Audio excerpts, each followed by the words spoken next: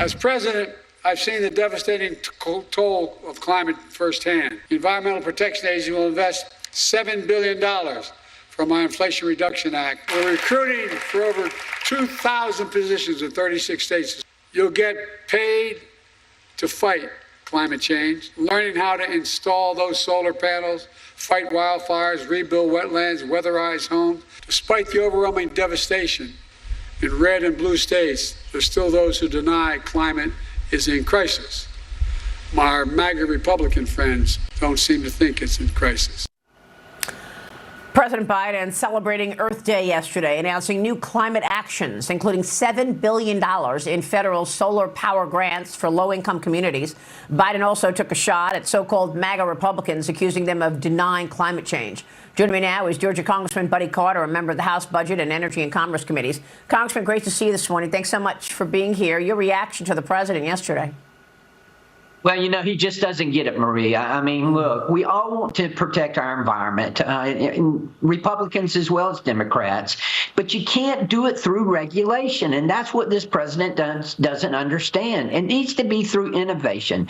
Look, when the government picks winners and losers, consumers lose. It needs to be market driven. We need to encourage innovation. We've done that in the state of Georgia. If you look and you see with the success that we've had in bringing businesses and attracting businesses to our state, it's because we built a regulatory environment here that is conducive to businesses coming into our state. That's why we've been the #1 state to do business in for the last 11 years. It needs to be through innovation, not regulation. You know, last year, Maria, I went to Houston, Texas 3 times. Every time I went there, it was the same message: regulations, permitting, freshness. Well, he was talking about the money that came from one of his several spending packages, of course, the Inflation Reduction Act, that did not reduce inflation at all. Look, on President Biden's watch, there's $7 trillion in spending. But I could say the same thing for the House Republicans. It's also on your watch, right? The Senate expected to pass this $95 billion foreign aid package today. It's going to provide money for Ukraine, Israel, Gaza, Taiwan. And, you know, you passed it in the House. The Senate also considered the TikTok crackdown bill this week. TikTok is attacking that bill, accusing the House of using foreign aid to jam through a bill that would trample the free speech rights of 170 million Americans. Congressman, what are your thoughts about another spending package, Nancy Pelosi's budget, no security at the border? The bill heads to the Senate today. You're absolutely correct. I can't deny the fact that we as Republicans are as bad at spending as Democrats are. And we've got to get our fiscal house in order in Washington, D.C. I serve on the Budget Committee, as you know. And look, we are making efforts to do just that. But it's going to be some hard choices we have to make in order to do this. Now, we sent the Senate a bill to send aid to Israel months ago that was offset, that they should have passed in. It's still sitting over there. Now, just this weekend, we passed another bill to aid Israel. And we need to do that. Israel, I stand with Israel, and we've got to make sure that we are protecting Israel and their right to exist.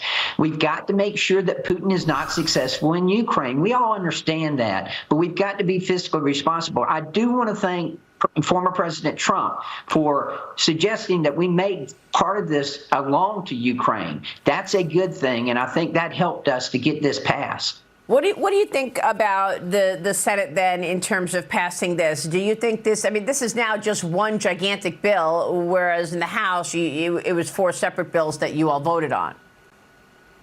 Right. We merged them together when we sent them over there, and I certainly hope that the Senate will do this. Look, we understand we're the leaders of democracy in the world, and we've got to make sure that Putin is not successful, as I said. But we've also got to make sure that we're fiscally responsible. Now, the 21st Century Security through our Protection Through Security Act, that had some good things in it. Doing away with TikTok, which we need to do. And keep in mind now, when that bill came out of the Energy and Commerce Committee, after we heard from the CIA, the FBI, and the Department of Justice, it was unanimous that TikTok needs to be done away with. The Repo Act that will help us to get some of the frozen Russian assets, that'll be good too. Well, that's one way to get this TikTok bill through the Senate, jam it in with the other 3 bills, right? Because otherwise it would have died in the Senate probably on the TikTok bill.